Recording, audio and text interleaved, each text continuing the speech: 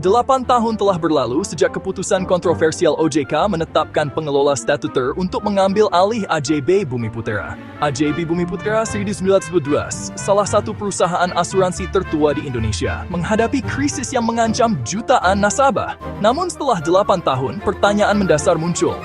Apakah OJK telah menjalankan tugasnya dengan benar? Pada awal 2010-an, AJB Bumi Putra mengalami krisis likuiditas dan solvabilitas yang sangat serius. Perusahaan ini tidak mampu memenuhi kewajiban jangka pendek dan membayar klaim nasabah. Krisis manajerial dan pergantian kepemimpinan yang sering memperburuk situasi.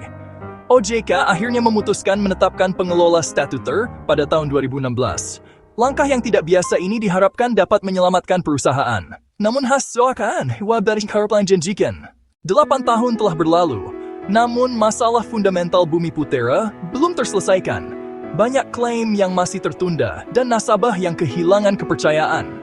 Pemilihan direksi dan komisaris yang dianggap tidak berkompeten dalam industri asuransi semakin memperparah masalah. OJK sebagai regulator justru melanggar anggaran dasar perusahaan dalam penunjukan anggota RUA. Keterbatasan OJK dalam pengelolaan operasional perusahaan menjadi hambatan utama. Yang mengejutkan, tidak ada tindakan tegas jika pemerintah gala OJK ini.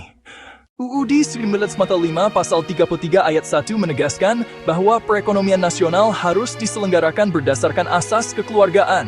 Prinsip ini mendukung keberlanjutan perusahaan mutual seperti AJB Bumi Putra. Sebagai bagian dari perekonomian rakyat, keberadaan Bumi Putra seharusnya dilindungi dan diselamatkan. Pemerintah memiliki kewajiban memastikan sektor keuangan dikelola dengan profesional. Bukan hanya untuk stabilitas ekonomi, tetapi juga untuk melindungi hak-hak rakyat. Kegagalan ini dapat dianggap sebagai kelalaian dalam menjalankan kewajiban konstitusional.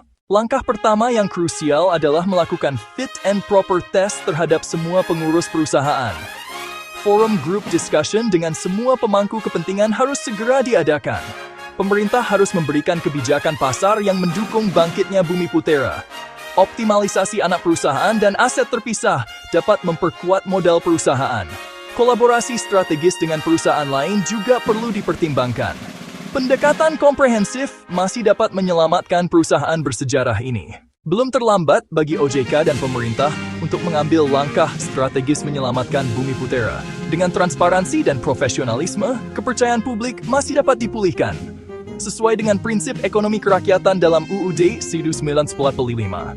AJB Bumi Putra dapat dibangun kembali sebagai usaha bersama yang bermanfaat bagi masyarakat. Kolaborasi antara regulator, pemerintah, dan masyarakat adalah kunci keberhasilan. Menolak lupa setelah 8 tahun. Saatnya bertindak untuk menyelamatkan warisan bangsa ini.